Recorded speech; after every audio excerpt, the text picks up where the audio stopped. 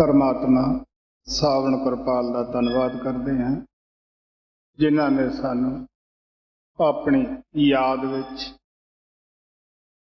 अपना जश करन दा मौका दिता।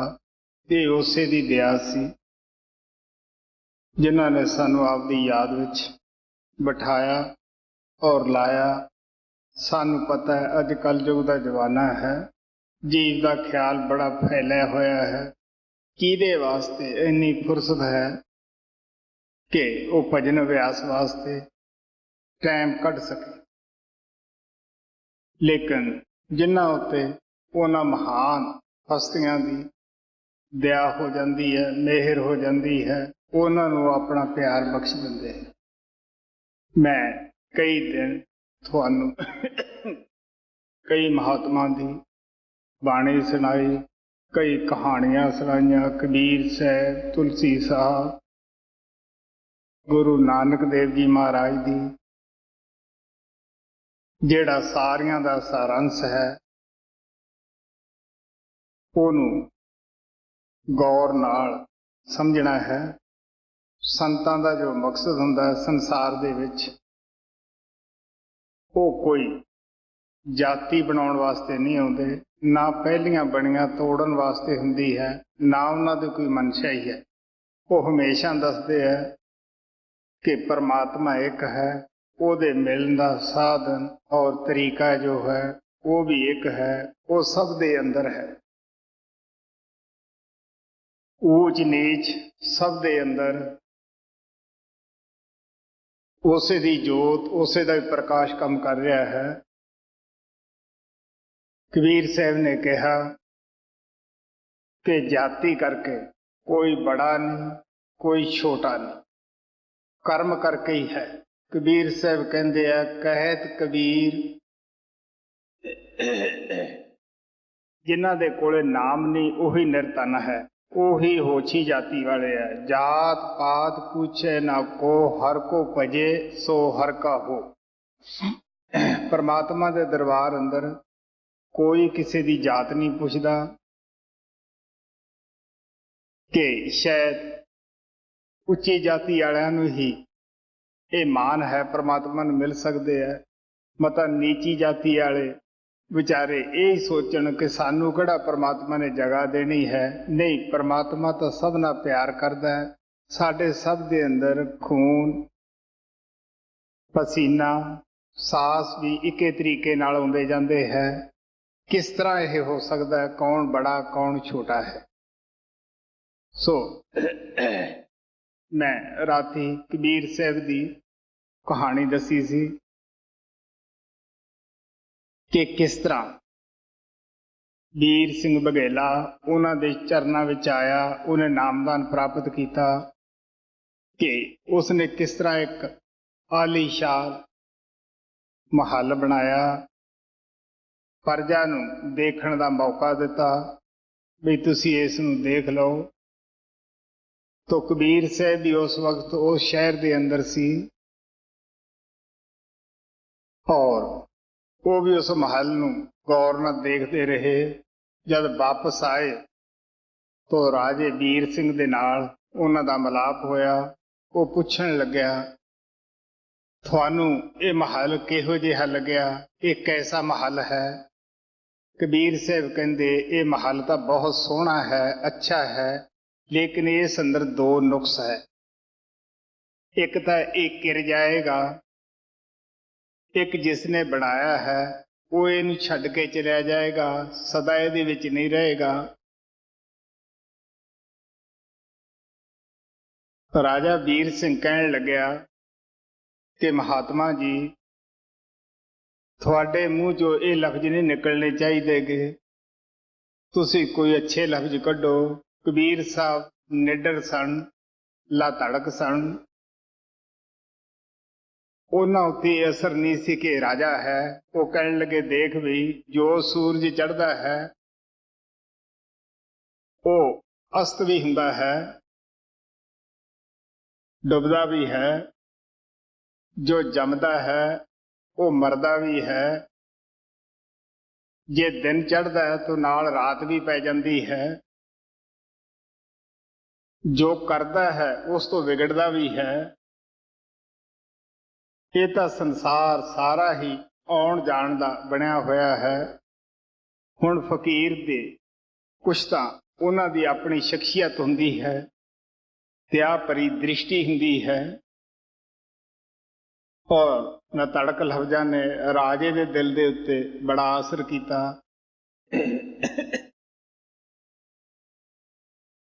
ख्याल आया कि महात्मा जो कुछ कहते ठीक है, इन्हां दे बचन बलास भी सुनने चाहिए है। उन्हां दी संगत दे विच हर रोज आउणा शुरू किया। संगत दा असर होया, क्योंकि संगत दे विच सानू जानना, गलतियां दा पता लगता है, साडियां कमियां दा पता लगता है। और आखिर वो राजा वीर सिंह बघेला उन्हां दा शिष्य बनिया। तो कबीर साहब बनारस दे अंदर जिथे कि कर्मकांडी लोगों का गढ़ सीगा, उत्थे लतड़क होके उन्होंने शब्द नाम का प्रचार किया। ऐसे गढ़ अंदर जिथे कि कर्मकांड का जोर होवे, जाति पाति का जोर होवे, प्रचार कर सकना कोई आसान नहीं हुंदा, बड़ा ही मुश्किल हुंदा है। लेकिन फिर भी जो मालिक ने संदेश महात्मा नूं दिता हुंदा है, उहदे विच कितनियां भी कठिनाइयां क्यों ना होण, वो आत्मा तक संदेश जरूर पहुंचाउंदे है। इसे नूं कबीर साहब ने कहा, राम बुलावा भेजिया, दया कबीरा रोए, जो सुख साधु संग है, सो बैकुंठ न होए। आपने सब नूं कहा कि उस अल्लाह और राम ने सब दी पैदाइश की हुई है, सब दे अंदर बैठा होया है। मैं उस अल्लाह और राम दा बेटा हाँ, पुत्र हाँ। कबीर पूंगरा राम अल्लाह दा। मैं हर एक गुरु पीर दी इज्जत करदा है। मैं दसदा हुन्ना है, संत महात्मा एक ही उस सोमे परमात्मा दे पासों आउंदे है। संत महात्मा कदे भी किसी महात्मा की निंदिया ना करनगे। संतां दा आपसरी दे विच बड़ा गूढ़ा सरबंध और प्यार हुंदा है। इस वास्ते वो कहण लगे कि मैं हर एक महात्मा जो शब्द नाम की कमाई करता है, मैं उसकी इज्जत करता है। रविदास ने भी कहा, जो शहरी सो मीत हमारा, जो सचखंड पहुंचा है वही साडा मित्र है, जो साडे देश विच जाके रहिंदा है। संतां दा देश तिन्ना लोकां तो उपर चौथा लोक है। सो इस वास्ते 15वीं सदी के अखीर विच जद लोधी शाह सिकंदर बनारस के अंदर गया, उन्हां दे पास मुल्ला ने भी शिकायत की कि जी ये खुदा की निंदा करता है, ये रोजिया नूं निंदा है, और मुसलमानों का जो भी रीति रिवाज है, कर्म कांड है, सब की आलोचना करता है। हिंदुओं ने भी आलोचना की, शिकायत की कि जी ये कर्मकांड नूं दी आलोचना करता है, ना करता है, और जिहड़ा इहदे पास जा वड़दा है उन्हां नूं भी करन नहीं दिंदागा। क्योंकि जो संत महात्मा ऐसे आके नाम का प्रचार करते हैं, उदों पुजारी लोगों की दुकानदारी ते असर हो जाता है। उन्हां नूं फिक्र पै जाता है कि जो हलवा मांडा मुफ्त दे विच खांदे सीगे, ये हुण चलेगा नहीं। स्वामी जी महाराज ने कहा, पंडित भेख पेट दे मारे, वे संतर पर कर दे तान, हित कर संत उन्हें समझावे, वे मानी नहीं माने आन, उनके चाह मान और तन की, परमार्थ से खाली जान। संत उन्हां नाल भी प्यार करते हैं। ये संतां दा ही काम है कि निंदक नाल प्यार करना, विरोधी नाल प्यार करना जीव दी की ताकत है। सो इस वास्ते शाह सिकंदर ने उन्होंने कहा बई जो कुछ ये कहते हैं, क्योंकि पहला उस उथों दे पंडित लोगों ने, मुला काजियां ने ਉੱਥੋਂ ਦੇ ਰਾਜੇ ਦੇ ਕੋਲੇ ਜਾ ਕੇ ਸ਼ਿਕਾਇਤ ਕੀਤੀ ਸੀ। ਰਾਜਾ ਉਹਨਾਂ ਦਾ ਸ਼ਿਸ਼ ਸੀ, ਉਹ ਖੁਦ ਹੀ ਉਹਨਾਂ ਦੀ ਤਾਰੀਫ ਵਿੱਚ ਲੱਗਿਆ ਹੋਇਆ ਸੀਗਾ। ਹੁਣ ਜਦ ਹਿੰਦੁਸਤਾਨ ਦਾ ਸ਼ਹਿਨशाह ਉਸ ਇਲਾਕੇ 'ਚ ਪਹੁੰਚਿਆ, ਲੋਕਾਂ ਨੇ ਉਹਦੇ ਅੱਗੇ ਬੜੀਆਂ ਸ਼ਿਕਾਇਤਾਂ ਕੀਤੀਆਂ, ਕਿਉਂਕਿ ਇੱਕ ਦਿਨ ਬਹੁਤ ਸਾਰੇ ਪੰਡਤ ਲੋਕ ਉਹਨਾਂ ਦੇ ਪਾਸ ਗਏ ਕਿ ਬਈ ਗੰਗਾ ਦਾ ਜੋ ਜਲ ਹੈ ਇਹ ਬੜਾ ਪਵਿੱਤਰ ਹੈ, ਪਾਪੀਆਂ ਦੀ ਮੈਲ ਕੱਟ ਦਿੰਦਾ ਹੈ। ਕਬੀਰ ਸਾਹਿਬ ਦਾ ਲੋਟਾ ਪਿਆ ਸੀਗਾ, ਉਹਦੇ ਵਿੱਚ ਗੰਗਾ ਜਲ ਪਿਆ ਸੀਗਾ। ਉਹ ਕਹਿਣ ਲੱਗੇ, ਲਓ ਆ ਤੁਸੀਂ ਪੀ ਲਓ, ਫਿਰ ਤੁਹਾਡੀ ਜੇ ਮੈਲ ਇਹ ਕੱਟਦਾ ਤਾਂ। ਹੁਣ ਇੱਕ ਜਾਤੀ ਦਾ ਮੁਸਲਮਾਨ ਗਰੀਬ ਜਲਾਹਾ ਇਸ ਤਰ੍ਹਾਂ ਦੇ ਸ਼ਕਤੀਸ਼ਾਲੀ ਪੁਜਾਰੀਆਂ ਨੂੰ ਕਹਿ ਸਕਣਾ, ਇਹ ਕਬੀਰ ਵਰਗੇ ਹੀ ਸੰਤ ਦਾ ਦਿਲ ਸੀ ਔਰ ਹੌਸਲਾ ਸੀ। ਉਹ ਕਹਿਣ ਲੱਗਿਆ, ਦੇਖੋ ਜੇ ਇੱਕ ਗਰੀਬ ਮੁਸਲਮਾਨ ਦੇ ਜਲਾਹੇ ਨੂੰ ਇਹ ਲੋਟਾ ਪਵਿੱਤਰ ਨਹੀਂ ਕਰ ਸਕਦਾ, ਤਾਂ ਜਿਹੜੇ ਪਾਪੀਆਂ ਦੇ ਪਾਪ ਹੈ ਬੇਗਿਣਤ ਹੈ, ਉਹਨੂੰ ਇਹ ਪਾਣੀ ਕਿਸ ਤਰ੍ਹਾਂ ਸਾਫ਼ ਕਰ ਦੇਵੇਗਾ। ਇਹ ਤੁਹਾਡੀ ਭੁੱਲ ਹੈ। ਜੋ ਪਾਣੀ ਹੈ ਉਹ ਪਾਪਾਂ ਦੀ ਮੈਲ ਹੀ ਉਤਾਰ ਸਕਦਾ ਹੈ। ਕਬੀਰ ਸਾਹਿਬ ਨੇ ਕਿਹਾ, ਪਾਣੀ ਪੀਣਾ ਤਾਂ ਇੱਕ ਪਾਸੇ ਹੈ, ਗੰਗਾ ਤੀਰ ਜੇ ਘਰ ਕਰੇ ਪੀਰੇ ਨਿਰਮਲ ਨੀਰ, ਬਿਨ ਹਰ ਭਗਤ ਨਾ ਮੁਕਤ ਹੋਏ ਇਉਂ ਕਥ ਰਹੇ ਕਬੀਰ। ਉਹ ਕਹਿੰਦੇ ਬੇਸ਼ੱਕ ਤੁਸੀਂ ਕਿਨਾਰੇ ਦੇ ਉੱਤੇ ਗੰਗਾ ਦੇ ਘਰ ਵੀ ਪਾ ਲਓ, ਰੋਜ਼ ਉਹਦਾ ਪਾਣੀ ਪੀਣਾ ਵੀ ਸ਼ੁਰੂ ਕਰ ਦਿਓ, ਫਿਰ ਵੀ ਸੁਰਤ ਸ਼ਬਦ ਦੇ ਅਭਿਆਸ ਬਿਨਾਂ, ਸ਼ਬਦ ਨਾਮ ਦੀ ਕਮਾਈ ਬਿਨਾਂ ਤੁਸੀਂ ਮੁਕਤੀ ਨਹੀਂ ਪ੍ਰਾਪਤ ਕਰ ਸਕਦੇ। ਕਿਉਂਕਿ ਆਪ ਦਾ ਕਹਿਣਾ ਹੈ, ਜਲ ਕਾ ਮੱਜਨ ਜੇਗਤ ਪਾਵੈ, ਨਿਤ ਨਿਤ ਮੈਂਡਕ ਨਾਵੈ, ਜੈਸੇ ਮੈਂਡਕ ਤੈਸੇ ਉਹ ਨਰ, ਫਿਰ ਜੋਨੀ ਆਵੈ। ਤੋ ਕਹਿਣ ਲੱਗੇ, ਜੇ ਉੱਥੇ ਡੱਡੂ ਮੱਛੀਆਂ ਜਿਹੜੇ ਰੋਜ਼ ਰਹਿੰਦੇ ਹੈ, ਰੋਜ਼ ਹੀ ਸੁਬਾਹ ਸ਼ਾਮ ਇਸ਼ਨਾਨ ਕਰਦੇ ਆ, ਉਹ ਨਹੀਂ ਮੁਕਤ, ਤੋ ਜਿਹੜੇ ਨਰ ਆ ਕੇ ਸਾਲ ਤੋਂ ਜਾਂ 10 ਸਾਲ ਤੋਂ ਆ ਕੇ ਇੱਥੇ ਟੁਬਕੀ ਲਾਉਂਦੇ ਹੈ, ਉਹ ਕਿਸ ਤਰ੍ਹਾਂ ਪਾਪ ਕੱਟ ਸਕਦੇ ਆ। ਤੋ ਰਾਜੇ ਵੀਰ ਲੋਧੀ ਸ਼ਾਹ ਸਿਕੰਦਰ ਨੇ ਕਿਹਾ ਵੀ ਜਾਂ ਤਾਂ ਤੂੰ ਮਾਫੀ ਮੰਗ ਆਪਦੇ ਕੀਤੇ ਦੀ, ਜਾਂ ਸਜ਼ਾ ਭੁਗਤਣ ਵਾਸਤੇ ਤਿਆਰ ਹੋ ਜਾ।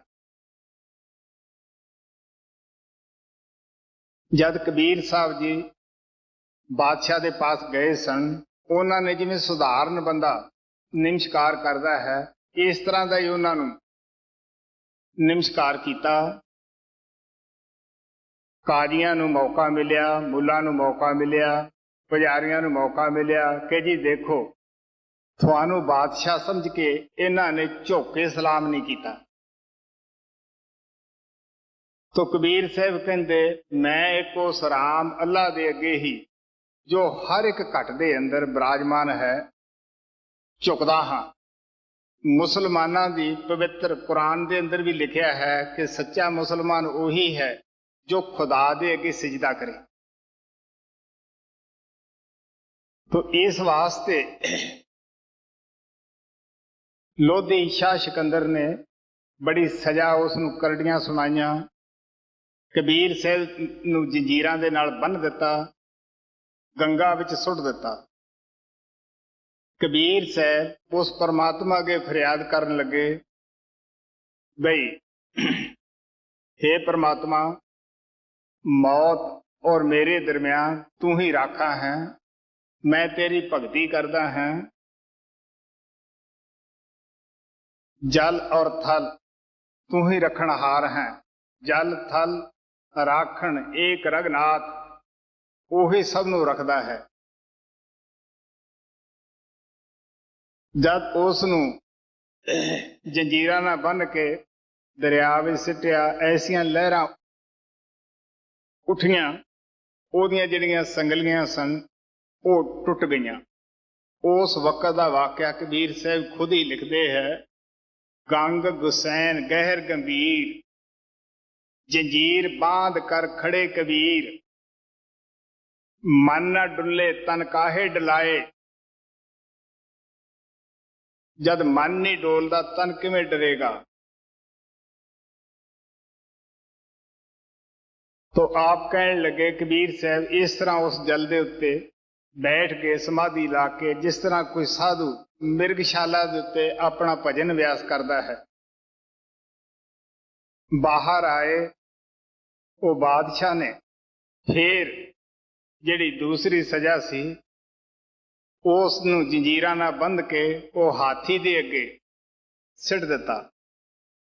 जद हाथी दे अगे सिटिया हाथी भी नमस्कार करन लग्या तो कबीर साहब अपनी बाणी च लिखते हैं, वांके हृदय वसै भगवान,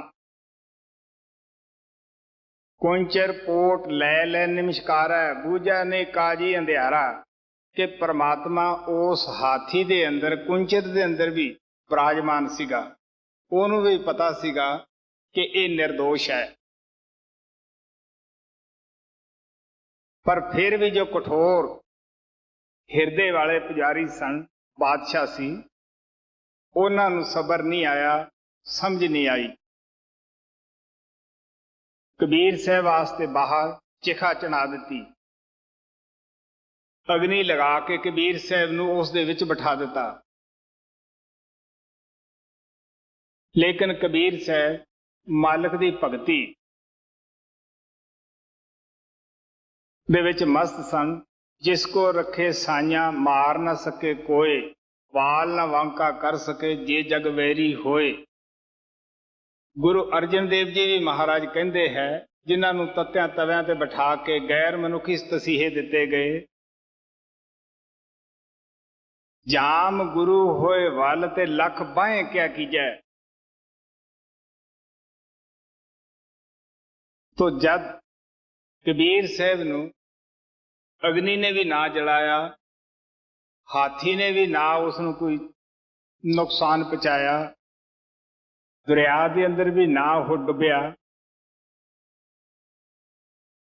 हुण शाह सिकंदर उन्हां पुजारियां पंडितां कन्नी, मुल्लां कन्नी, काजी कन्नी देख रहा सीगा। ओदी तरफ देख रहे सी, सब दियां नीवियां पाईयां होईयां सन कि आ की होया है।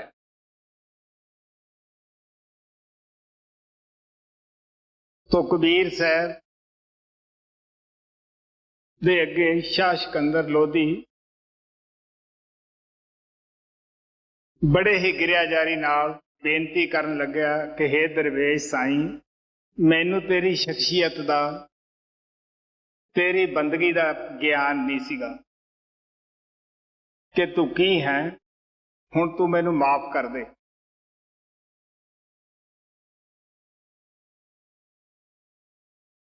क्योंकि जब उसने कबीर साहब दी अखां विच अखां पाईयां तो कबीर साहब दे दिल अंदर ना कोई गुस्सा सी, ना गम सी, ना उहदियां अखां अंदर कोई क्रोध सी, वो शांत सन।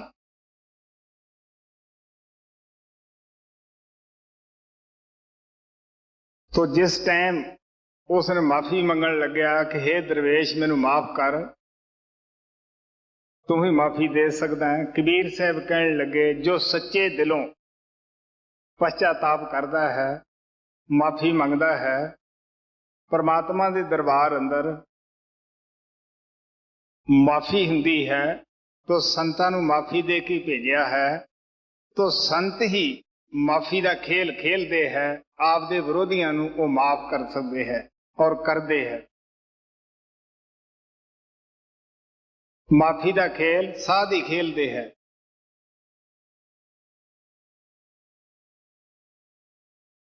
कहने का भाव कि किस तरह कबीर साहब हर चीज की प्रवाह करे बगैर छोटी जाति च पैदा होके परमात्मा की भगती की। वो कहन लगे, सानू जाति पाति दे विच फस के एक दूजे नाल नफरत नहीं करनी चाहिए। आप कहन लगे, कबीरा मेरी जात को सबको हंसने हार, बलिहारी तै जात को जे जपियो सिरजनहार।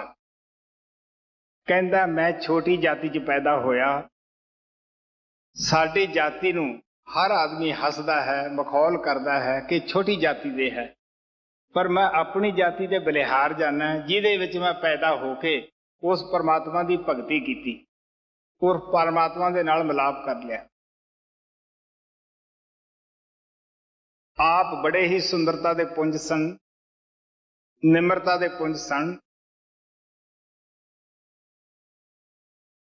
एक पंडित सी सर्बानंद,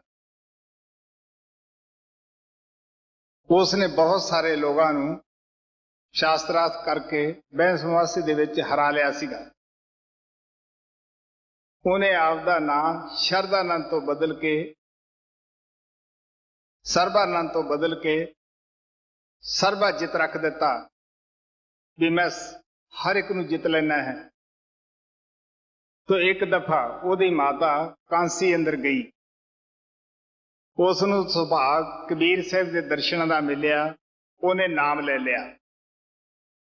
हुण सर्बानंद दे ओदी माता खुश नहीं सी, ओदे ज्ञान वगैरह नूं वो कुछ भी नहीं समझदी सी।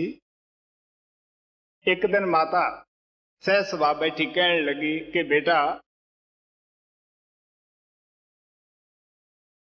तैनूं मैं तां विद्वान समझां, दुनिया नूं जितण वाला समझां जे तू कबीर साहब नूं हराया आवें तां। तो सर्बानंद दे दिल नूं बड़ी यह गल चुभी कि मैं तो इतने इतने पढ़े लिखे यूनिवर्सिटियां वालियां नूं हरा लिया है, क्योंकि विद्वान लोग सिर्फ वाल दी खाली लाउण जाणदे है, सच्चाई दा ज्ञान नहीं हुंदा।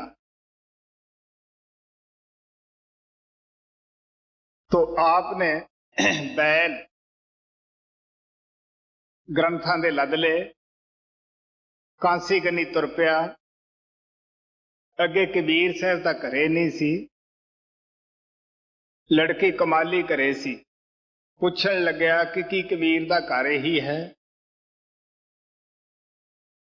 वो कहंदी कबीर दा घर, कबीर दा घर सिखर ते यहां सिलहली गैल, पौ ना टिके पपील दा ते पंडित लादे बैल। तू कबीर नूं इंसान समझदा है? कबीर दा जो घर है वो तो सचखंड दे रहण वाला है, सब उच्चे मंडलों च उच्चा मंडल है। वो बड़ा उत्थे पहुंचण वास्ते टेढ़ा और तिलकना रास्ता है, कीड़ी तक भी उत्थे चढ़ नहीं सकती। तू हुण उत्थे बलद किताबां दे ले जाना चाहुंदा है, क्योंकि ब्रह्मा विष्णु शिव ये तिन्ने भगवान ने पैदा किए। इन्हां दी ड्यूटी लाई कि ब्रह्म तो थले थले दी रचना दा काम इन्हां तो लैंदा है। मैं गुरु नानक दे एक दिन शब्द विच अच्छी तरह दस्सिया सीगा कि ये उस मालिक ने पैदा किए है, ब्रह्म तो थले दी रचना दा इन्हां तो कम लैंदा है। तो संत कबीर साहब कमाली कहण लगी चौथे लोक विचों आया है, सचखंड तो आया है, वो सचखंड का वासी है। बातचीत चल रही सी, सर्बानंद भी कबीर साहब आ गए। उन्होंने पूछया आ भी शख्सा किवें आया है? वो कहण लग्या मैं थोड़े नाल शास्त्रार्थ करने वास्ते आया है, बहस मुबासा करने वास्ते आया है। कबीर साहब निम्रता दे पुंज सन, वो कहण लगे मैं तो पंडित जी कोई पढ़िया लिखिया नहीं गा, इन्ना मैनू ज्ञान ही है नहीं गा। वो कहंदा तू लिख दे भी मैं सर्बानंद दे अगे हार मन ली है। कबीर साहब कहण लगे कि मैनू लिखना तो आउंदा नहीं गा, हाँ तू लिख लै, मैं अपनी सही पा दूंगा, दस्तखत तो मैं कर दूंगा। हुण सर्बानंद ने लिखिया कि कबीर साहब नूं सर्बानंद ने जित लिया है। कबीर साहब ने सही पा दी, घरे गया, माता नूं जाके दिखाया कि क्योंकि माता दे कहण ते चोट लगी सी, तद वो कबीर साहब नाल जिदण वास्ते आया सी। उत्थे जदों दिखाउण लग्या, उत्थे उस दे उल्ट लिखिया निकलिया कि सर्बानंद कबीर तो हार गया है। हुण वो पढ़ के बड़ा हैरान होया दूसरी दफा वो फिर कबीर साहब कोले आया, कहन लग्या जी तुसी हुण फिर दस्तखत उसी तरह ही करो, वो ठीक नहीं। हुण कबीर साहब निरछल सन, कोमल दिल सन। उन्हें पहले की तरह फिर लिख लिया कि कबीर साहब ने सर्वजित तो हार मान ली है। कबीर साहब ने फिर सही कोरे कागज ते पा दी। घरे आया, उन्हें फिर मां नूं दिखाउण लग्या, वो उस तरह लिख फिर निकली कि कबीर साहब सर्वानंद तो हार के आया है। हुण दिल दे विच बड़ा परेशान होकर माता नूं कहण लग्या कि कबीर साहब जादूगर है, ये जादू नाल ही मेरी लिखत जिहड़ी है उल्ट कर दिंदा है।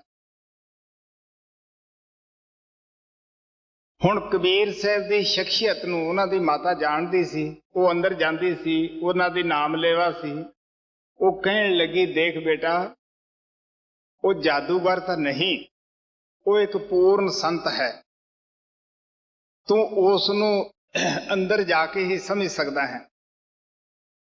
हुण सर्बानंद खामोश हो गया। जद माता ने आपदे बेटे नूं खामोश देखिया, वो कहण लगी देख कबीर साहब के अंदर कितनी निम्रता है, उन्हें तेनों अपने आप नूं पढ़िया लिखिया भी साबित नहीं किया। तू जिवें लिखदा सी उवें ही उन्होंने सही पा दी। सच्चाई ये है कि सच दे अगे झूठ नहीं टिकदागा। तो उन्हां दी शख्सियत के प्रभाव हेठ, निम्रता के प्रभाव हेठ आके ये लिखदा ही इसी तरह। तो इउं कर निम्रता दे नाल जाके उन्हां तो शब्द नाम का भेद लै, हंकार नूं छड्ड, तू भी निम्रता आपदे अंदर पैदा कर, ताकि तैनूं भी कबीर साहब की समझ आ जाए भी कबीर साहब की हन। तो फिर सर्वानंद माता के कहण ते कबीर साहब के पास गया, लेकिन फिर वलद लद के शास्त्रां दे नहीं लग्या सीगा, खाली हथी गया। जाके कबीर साहब अगे बेनती की कि जी भुल हो गई, मैनू माफी दिओ, मैनू अपने चरणों में लाओ। तो कबीर साहब ने उन्होंने नाम दिता। माता नूं आके बड़ी खुशी नाल दसन लग्या कि मैनू कबीर साहब ने अपना शिष्य बना लिया है। ये उन्हां दी निम्रता सी। मैं थानू अच्छी तरह कबीर साहब का दस्या सीगा कि कबीर साहब ने कहा कि नाम का रंग पक्का है, दुनिया के रंग फिक्के हैं। नाम दुनिया के रंग नूं कट के परमात्मा का प्यार साडे अंदर पैदा कर दिंदा है। एक बारी आत्मा दे उत्ते नाम का रंग चढ़िया, वो विषय विकारां दे विच नहीं भटकदी गी, विषय विकारां दा रंग नहीं चढ़दागा। तो भगती भाव दे विच आउण वास्ते जिस तरह कबीर साहब बाकी संत निडर होकर नाम का प्रचार करते हैं, क्योंकि उन्हां दे सेवक हिंदू भी हुंदे है, मुसलमान भी, ईसाई, सिख, हर जाति हर मुल्क दे ही उन्हां दे आत्मा प्यारियां हुंदियां हन। वो सारे संसार नूं अपना घर समझते हैं, सब जातां नूं अपनियां ही समझते हैं, सब समाजां नूं अपना समझते हैं, क्योंकि संत महात्मा विशाल हिरदा लैके संसार विच आउंदे हैं। वो सानू सब नूं इकट्ठे करके शब्द नाम का अभ्यास विच जोड़ दिंदे हैं। वो कहंदे हैं क्यों वितकरियां दे विच क्यों तुसीं छोटे छोटे लफ्जां नूं फड़ के वंडियां पाईयां है, एक दूसरे दे नाल नफरत करदे हो। परमात्मा एक है, उहदे मिलण दा साधन और तरीका एक है।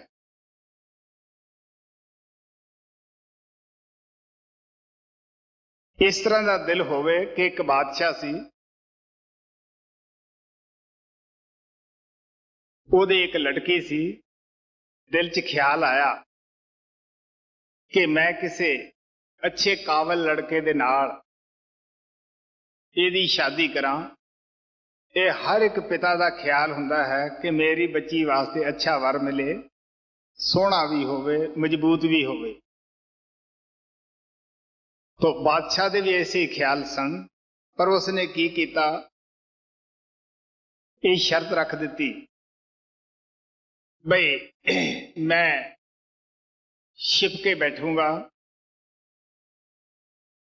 जेड़ा मैनू शाम तक भाल लवेगा, खोज कर लेगा मेरी, मैं उस दे नाल अपनी लड़की दी शादी करूंगा। हुण तुहानू पता है एक बादशाह ये मनियादी करा देवे कि मैं आपदी लड़की दी शादी उस जवान नाल करूंगा जेड़ा मेरी शाम तक खोज कर ले।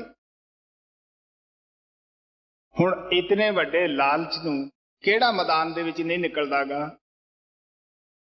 हर जवान इस मैदान दे विच निकलिया कि राजे दा भालना खोजना की मुश्किल है, हुण चल के खोज लेने हैं। राजे ने एक माली दा भेस धार के उत्थे बाग अंदर बैठ गया,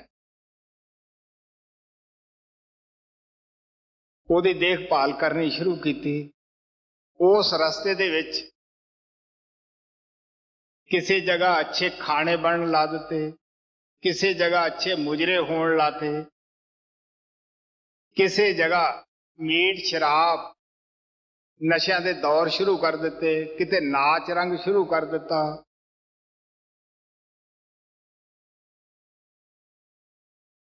हुण जेड़े जेब दे स्वादू सी, जेब दे चुस्के लाउंदे है, उन्हां ने तक खाना देखिया, बस हुण अगे की जाना है, उत्थे ही मस्त हो गए। जेड़े राग रंग दे शकीन सन, वो राग जिथे गा रहे सी उत्थे बैठ गए। जेड़े नशियां दे शकीन सन, वो नशियां च मस्त हो गए।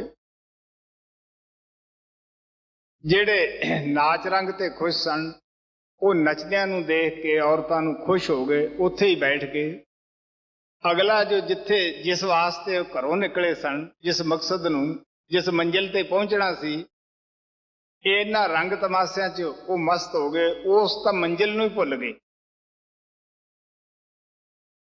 एक ऐसा मजबूत इरादे दा जवान सी जिसने कहा कि नहीं, मेरी तां मंजिल बादशाह नूं भालण दी है, मैं घरों बादशाह दी खोज वास्ते निकलिया है। वो ना तां खाणिਆਂ ते अटकिया, ना राग रंग ते अटकिया, ना भोग विलास वाली जगह च अटकिया, ना वो किसी होर जगह धन दौलत दे उत्ते अटकिया। दिन भी छिपने वाला सी, उधरों बादशाह नूं भी जाके बेशक वो एक पुराने कपड़िਆਂ ਦੇ ਵਿੱਚ ਉਹ ਛਿਪਿਆ ਹੋਇਆ ਸੀਗਾ, ਪਰ ਲਾਲ ਦੀ ਕੀਮਤ ਫਟੇ ਕੱਪੜਿਆਂ ਦੇ ਵਿੱਚ ਵੀ ਚਿੱਕੜ 'ਚ ਪਏ ਦੀ ਵੀ ਕੰਮ ਨਹੀਂ ਹੁੰਦੀਗੀ, ਉਹ ਦਗਦਾ ਹੈ।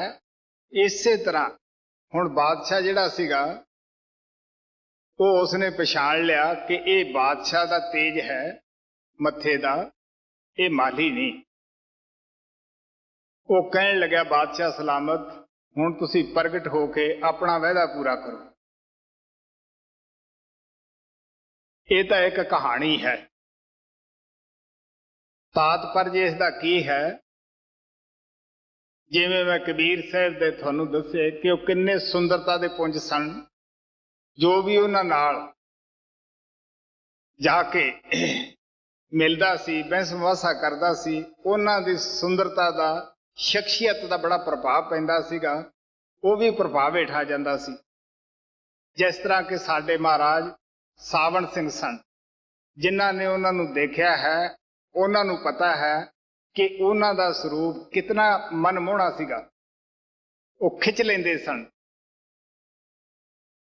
ਇਹ ਸੰਤਾਂ ਦੀ ਅੰਦਰਲੀ ਸ਼ਖਸੀਅਤ ਹੁੰਦੀ ਹੈ, ਸੋਹਣਾ ਉਹਨਾਂ ਦਾ ਨੂਰੀ ਸਰੂਪ ਹੁੰਦਾ ਹੈ। ਤੋ ਕਹਿਣ ਦਾ ਭਾਵ कि बादशाह वो परमात्मा है।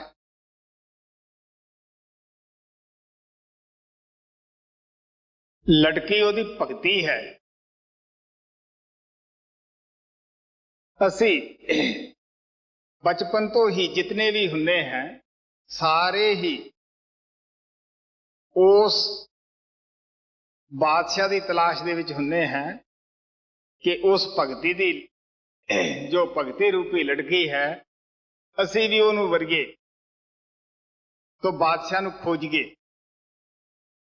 लेकिन घरों तो असी इस इरादे नाल निकलते हैं, अगे आके की है, मान वडियाई है, हौमै हंकार है, विषे बकारां दीयां लजतां हन, शराबां कबाबां दीयां लजतां हन, हुकूमत दा मान हुंदा है। इन्हां विच असी फस के रह जाने। जो मंजिल असी परमात्मा दी जिन्हों ढूंढना चाहुंदे हैं, मिलना चाहुंदे हैं, उहनूं असी भुल जाने हैं। लेकिन जो मजबूत दिल वाला घरों निकलता है वो ना तो दुनिया की मान वडेई च फसदा है, ना किसी होर धन दौलत च फसदा है, ना वो विषे बकारां च फसदा है। बचपन तो ही उसका दृष्टिकोण अलग हुंदा है।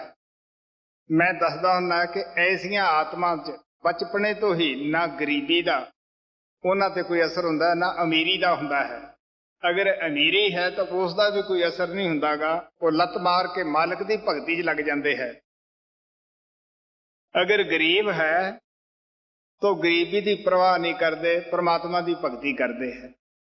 शाह बलख वगारे वर्गे, राजे वीर सिंह बघेले वर्गे, राजे पीपे वर्गिया ने भगती की, बादशाह की परवाह नहीं की। आके कबीर साहब का ताना उणदे रहे, कूड़ा क्रिकेट घर दे विचों हूंजदे रहे। तो कबीर साहब बहुत एक छोटे घराने विच पैदा होए, रविदास जी होए, उन्हां दे ते उसदा कोई असर ना होया। फिर भी अपनी दसा नौह की किरत करके वो भगती करते रहे। उन्होंने बादशाह उस परमात्मा नूं आपदे उत्ते खुश कर लिया, तो परमात्मा ने खुश होके उन्हां दे नाल अपनी भगती रूपी लड़की दी शादी कर दी कि उन्होंने आपदा भगती का दान दे के मालो माल कर दिता। मैं दसदा हुंदा भगती अमोलक धन है। काम क्रोध लोह मोह हंकार दी नासक है। सच्चा सुख सच्ची इज्जत दी दाता है। लेकिन ये धन असी अपने आप प्राप्त नहीं कर सकते जिन्ना चिकर असी किसी संत महात्मा के चरणों के विच जाके नहीं बैठते गे। संत महात्मा परमात्मा तो बड़े नहीं हुंदे गे।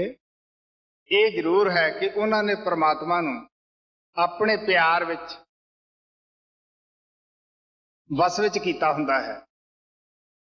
नामदेव जी कहते मेरी बद्धी भगत छुड़ावा।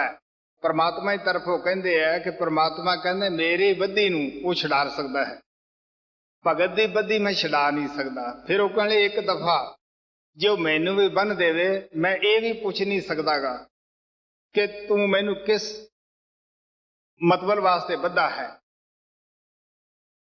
कोई संत बड़े नहीं हुंदे गे, नहीं, प्यारा पुत जो चाहे आपदे पिता तो करा सकता है। संत महात्मा उस परमात्मा के प्यारे बच्चे हुंदे हैं। उन्होंने प्यार दियां संगलियां दे विच उस नूं जकड़िया हुंदा है। कीता लोड़न गुरु साहब कहते सोई करायण पर फेर ना कोई पाएंदा। वो साडे तरह दुनिया के पदार्थों वास्ते तड़फते नहीं फिरते गए, दुनिया के पदार्थों वास्ते दिन रात बेनतियां नहीं करते गए। वो जो कुछ करते हैं परमात्मा नूं परमात्मा तो मंग रहे हुंदे। सो सानू भी चाहिए है जो कुछ थानू उपर दस्या गया है इस कहानी दे विच असी भी मजबूत इरादे नाल जिस मंजिल दे वास्ते असी घरों निकले हैं, भगती भाव च पैर टकाया है, उस मंजिल नूं अखां अगे रखिए, मजबूत इरादे नाल भगती करिए। सत्संगी दा जो दिल है वो मजबूत होना चाहिए है, ख्याल निर्मल रखने हैं। सो ताकि असी आपके जीवन को पवित्र बना लीए और इस मकसद में कामयाब हो सकी। हाँ भाई।